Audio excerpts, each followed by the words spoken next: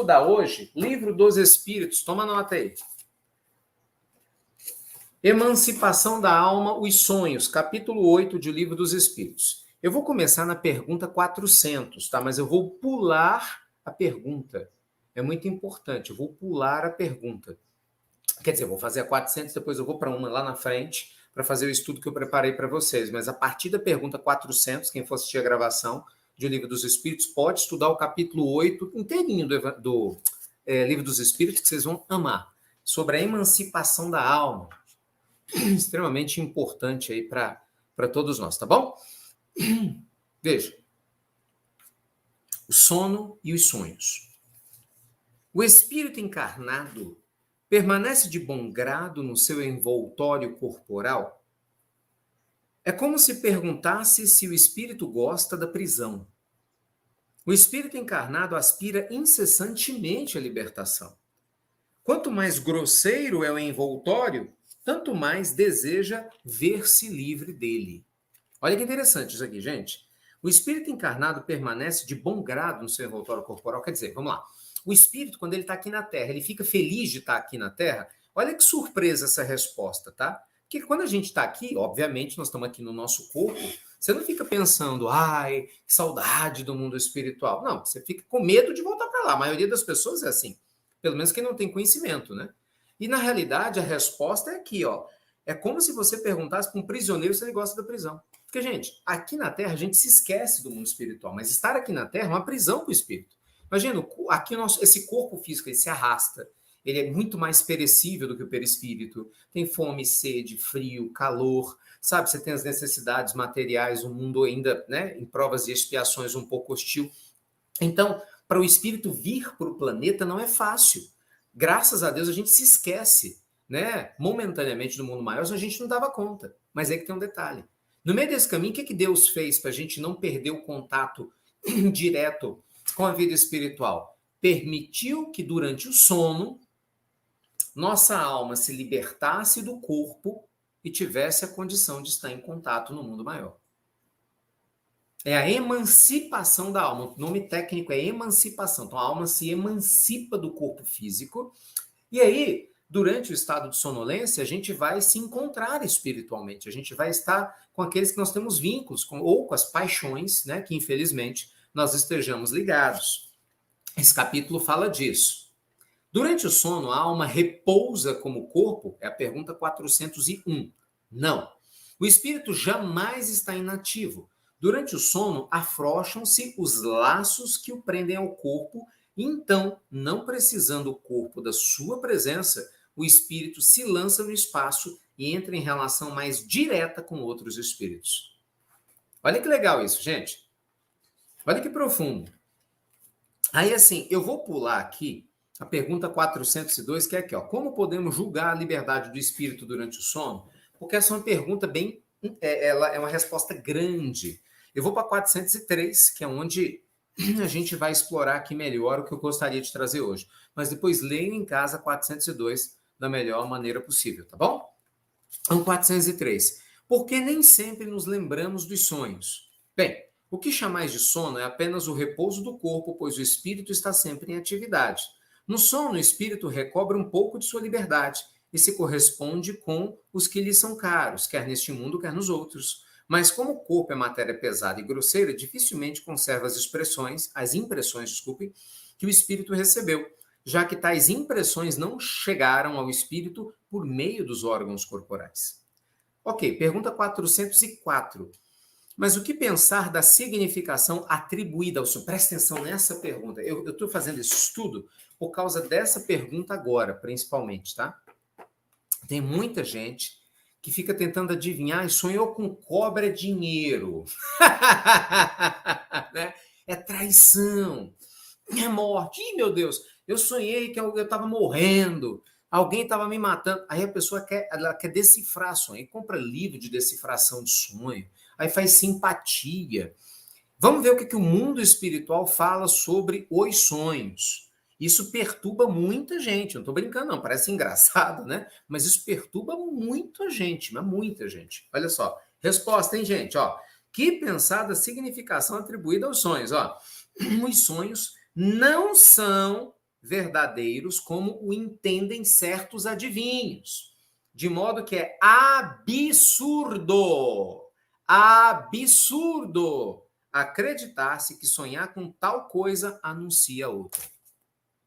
Taxativo os espíritos sobre essa história, sobre essa questão. São verdadeiros no sentido de apresentarem imagens reais para o espírito, mas que frequentemente não guardam nenhuma relação com o que se passa na vida corporal. Olha que interessante isso. Quer dizer, você sonha, algumas imagens aparecem, né? Mas normalmente as associações que a gente faz aqui não tem nada a ver, nada a ver, nada a ver. São também, como dissemos, uma recordação e finalmente podem ser um pressentimento do futuro, permitido por Deus, ou a visão do que ocorre nesse momento em outro lugar para onde a alma se transporta. Não tem inúmeros exemplos de pessoas que aparecem em sonho a parentes e amigos, a fim de avisá-los do que a elas está acontecendo?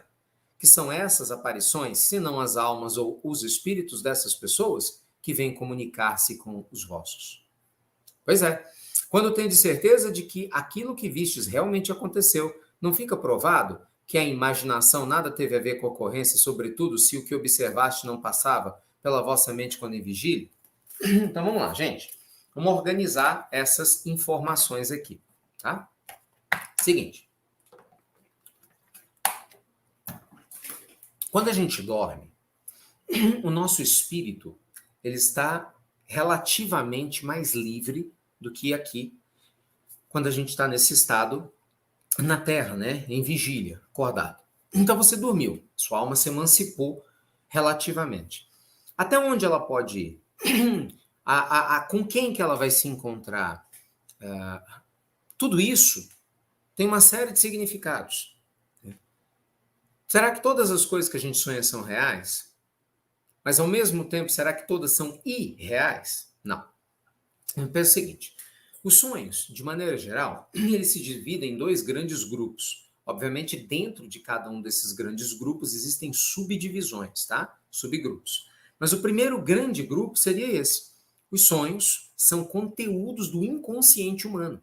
Então, o que Freud trouxe na psicanálise, que hoje, psicanaliticamente falando, né, utilizado como conteúdo para poder ajudar na terapia de um paciente, né, o paciente é convidado a anotar os sonhos e trazer para o seu terapeuta para juntos vocês tentarem encontrar um padrão. Isso é muito sério. Por quê? Porque muitos conteúdos da nossa mente, elas ficam sendo trabalhados durante o sono. Então, tudo aquilo que eu vejo durante o sono é real? Não. Então, muita coisa é coisa da minha cabeça? Sim. Sem dúvida nenhuma quanto a isso. Então pode ser que eu criei, sim. Mas eu não me lembro de ter visto aquilo, não importa, o seu inconsciente pode, sabe, juntar uma coisa na outra simbolicamente sem você fazer isso, não é você que quer, entendeu? Então, aí é a ideia da psicanálise, né? Usar os sonhos como uma das ferramentas para ajudar você a se autoconhecer. Então, esse é um caminho, essa é uma porta. A outra porta que está sendo aberta aqui no Livro dos Espíritos para a gente é o quê? Não, os sonhos também podem ser uma recordação pálida, distante do que a gente vive no mundo espiritual. Entende? E aí, nesse exemplo da recordação do que a gente pode viver no mundo espiritual, você pode ver coisas, conversar com pessoas.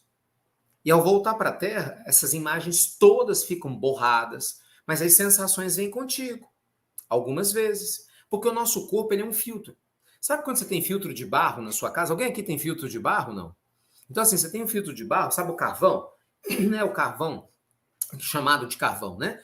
De filtro de barro, que você coloca água, o carvão filtra, né, a sujeira e o que passa é água. É mais ou menos a mesma coisa. O nosso corpo físico, o nosso cérebro físico, ele é uma espécie de carvão. Então, filtra essas lembranças. Porque, gente, isso é muito sério, é só você raciocinar. O ser humano não dá conta de uma única vida na Terra. A gente não dá conta da vida que a gente tem agora. Você acha que você ia dar conta de duas vidas diferentes, criatura? Todo mundo acha lindo, bonito, mas não dava conta de nada. Você não está dando conta da vida que você tem? Imagina, você tem que dar conta das coisas daqui, ainda lembrar de tudo o mundo espiritual, que é totalmente diferente. Não dá conta, não. Imagina ter que lembrar de uma existência anterior. A pessoa ia enlouquecer. A gente ia endoidar. Literalmente, a gente ia endoidar. Né?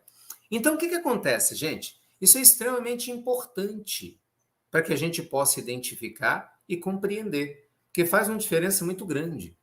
Muito, muito, muito, muito grande. Muito grande. O pessoal associando. É porque a Rosa está falando, é vela, irmão Ricardo. Eu sei, porque tem lugar que chama carvão. É uma vela, sim, uma velinha, mas muitas pessoas chamam carvão e tem sistemas de filtragem que utilizam carvão mineral para poder filtrar a água. Tem sim. Lá em outra casa que eu tenho, a gente usa o do carvão. Mas enfim, o fato é que tem uma coisa que filtra e o nosso corpo é essa coisa que filtra. Vamos falar dessa maneira, né? Então o cérebro filtra. Então por isso que a gente não lembra de tudo. Mas algumas coisas vazam. Ainda tem um detalhe interessante, hein? Muitas vezes a espiritualidade superior que te encontra. Olha que interessante, hein? Muitas vezes a espiritualidade superior que está junto contigo no mundo maior pode fazer com que você levante, lembrando de algumas coisas. Por quê, Ricardo? Porque é importante que aquela lembrança específica você tenha. É muito interessante isso, muito interessante. Por algum motivo. Talvez lembrar de um ensinamento que você teve lá vai te fazer mais forte aqui. Talvez você não vá lembrar do que foi falado, mas você tem uma sensação de que alguém te tratou, que alguém cuidou de você, e aí você levanta com mais fé. Entendeu? Então isso é muito importante. Vamos lá, sonhos recorrentes aqui, pesadelos, que vocês estão perguntando. Tanto sonho, o que é um sonho recorrente? É um sonho que se repete, tanto bom quanto ruim, tanto faz, se ele se repete é recorrente. Um sonho recorrente, ele tanto pode vir de uma lembrança de uma vida passada, que recorrentemente ele se repete na sua mente, ou pode ser sim fruto de uma perseguição espiritual, que sistematicamente ocorre. André Luiz conta isso nos seus livros, né? Infelizmente isso acontece, mas ele também pode ser do conteúdo do inconsciente. Não adianta querer buscar assim, um rótulo, é sempre isso que não tem como. Cada caso é um caso. Seu inconsciente pode criar uma imagem, entendeu? Sistemática e fazer você sonhar com ela o tempo todo. Para quê, Ricardo? Para chamar a tua atenção. E talvez a partir daí você vai buscar uma ajuda e aí essa imagem é decifrada. Mas não necessariamente uma questão espiritual, entendeu? Quer dizer, é do seu espírito, mas não de outros. Agora, existem muitos sonhos recorrentes que são lembranças de perseguições espirituais. Ou lembranças de vidas passadas. Mas por que que a mente traz? Porque quem criou sua coordenação provavelmente quer que você busque aprender mais. Porque, gente, o que acontece? Quando a pessoa começa a ter muito sonho recorrente, isso gera curiosidade. E a pessoa, às vezes, é meio preguiçosa para a vida espiritual, ela sai buscando. Ela vai ler livro esotérico, ela sabe, ela vai conversar com um psicólogo para ver como é que é, ela vai ler um livro espírita, e no meio desse vou buscar novas informações, a mente se abre. Então, muitas vezes, o mundo espiritual permite que algumas questões venham na nossa consciência, porque isso nos estimula o progresso aqui na Terra. Então, assim, é uma questão assim profunda, muito profunda. A gente com certeza pode se encontrar com pessoas que já desencarnaram, a gente tem essa troca com essas pessoas que já desencarnaram. Então, assim, é muito importante, muito importante. Né? E no sonho, gente, todo mundo trabalha. Então, assim, vamos lá. Infelizmente, né, uma pessoa que tem muitos vícios aqui na Terra, imagina, você dorme, o que acontece? A sua mente está viciada na Terra, então você vai ser atraído pelos mesmos vícios do mundo espiritual. Então, não adianta imaginar, vamos supor, uma pessoa ligada à questão do sexo aqui na Terra, ligado a drogas, a coisas nada agradáveis. Quando você dorme, não adianta se iludir que você vai para um hospital espiritual lindo, porque não vai. Porque a vibração é muito pesada, né? Muito pesada. E, infelizmente, não dá. Mas, em contrapartida, se você é uma pessoa que se esforça, está aqui trabalhando o evangelho do seu jeitinho, né, da sua forma, uma pessoa de bem, claro que no mundo espiritual você se vê do outro lado, vê teu corpo ali né, do lado da tua cama, de acordo com os interesses que você tenha no mundo espiritual, pum, você vai direto para lá. Então, quem tem interesses nobres, naturalmente vai atrair o que? Nobreza. Você vai fazer curso, você vai ajudar, você vai ser útil, você vai auxiliar de outras formas, porque é o que já faz o seu coração ficar feliz, entendeu? Aqui na Terra. Lá, então, nem se fala. Por isso, tem uma prece em o Evangelho, segundo o Espiritismo, lá no capítulo final da prece, tem uma prece para você rezar antes de dormir. Eu já estudei ela aqui com vocês, viu? No Evangelho aqui. É só procurar. Lá no último capítulo do Evangelho segundo o Espiritismo, tem lá preces, diversos tipos de orações. Vocês procurem. E vocês vão ver a prece antes de dormir. É uma orientação para quem quer. E nessa orientação você agradece a Deus pelo dia, mas pede também aos espíritos que te protegem para te guiar, né? Para você viver experiências agradáveis no mundo maior, para você ter contato com as pessoas que você ama, se for bom, às vezes não é, não está na hora, e até de lembrar um pouco, né? Se for permitido. Então, olha que legal. Entendeu? Olha que bacana. Então, veja vocês que os sonhos, eles têm muito mais significado e importância, né, gente, na nossa vida do que a gente imagina. Eu falei para vocês que esse tópico era muito importante para mim, porque foi por causa dele que eu li o Livro dos Espíritos. Já contei essa história, né? Algumas vezes eu tinha 11 anos, quando meu pai falou que ia mudar, a gente morava em Lauro de Freitas, aí na Bahia. Minha mãe falou, me ajuda a arrumar as caixas, que a gente ia mudar de novo. Era que nem cigano, isso aí mudando de um lado para o outro, né? Em várias cidades. E aí eu fui arrumar a estante lá de casa, eu tinha chegado da escola. Eu lembro, eu estava na 7ª série na época. Deixa eu ver se é isso mesmo. Acho que é, 7ª série. E aí tinha chegado a aula, aí minha mãe pede, arruma aqui, arruma acolá. Aí eu, pum, vejo o livro dos Espíritos. Eu, ai meu Deus. Livro dos Espíritos, imagina, menino, né? Espírito, medo. Eu tinha medo e ao mesmo tempo curiosidade, sempre muito curioso. Medo, curiosidade, medo, curiosidade. Aí eu fui escondido, pum, abri o livro dos Espíritos assim, na bucha. Pá, abri. O que eu abri foi exatamente nessa página, sobre sonhos. Perguntando sobre sonhos. Que era o que eu me interessava na época. Eu estava na fase de muito questionamento. Eu ia para a igreja, né? Eu estava fazendo crisma na igreja católica, já tinha feito primeira comunhão, estava fazendo a crisma, mas eu enchia de pergunta o padre, enchia de pergunta a todo mundo, ninguém me respondia nada, tudo mistério de Deus para cá, mistério de Deus para lá. Eu achava bonito, sempre gostei da igreja, então eu respeito e gosto até hoje, mas chegou um limite que infelizmente não trazia a informação que eu precisava, né? E aí, assim, embora eu gostasse bastante. E aí, naquele momento, nossa, abriu assim, na hora. Nossa, eu fui devorar o livro dos Espíritos, porque me conectou. Por isso que eu sou muito grato a esse capítulo, porque foi a isca que eu precisava para poder começar a estudar essa obra maravilhosa, linda demais. Então, assim, gente, é muito bonito, né? É muito bonito. O livro é maravilhoso. Então, assim, ninguém está sozinho. Você consegue entender isso, gente? Ninguém está sozinho. Ninguém está sozinho.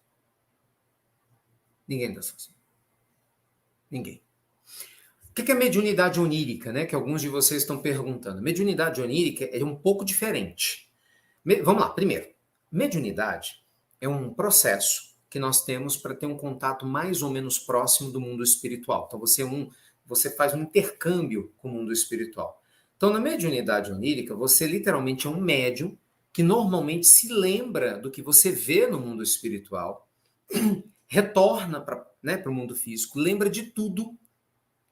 E não raro, né, na mediunidade onírica, você consegue ter premonição nos sonhos do que vai acontecer. Você pode ser levado ao passado, entendendo coisas que ocorreram.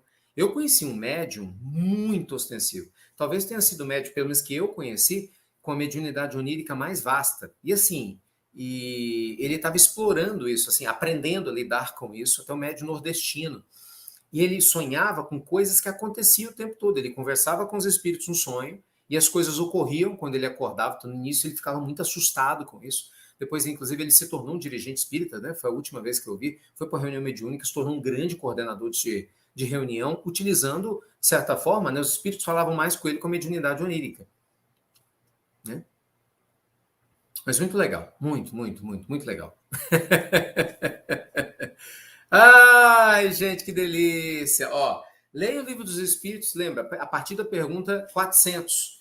Esse estudo é profundo, tem muitas dúvidas que o Espírito de verdade vai te responder, é só você estudar.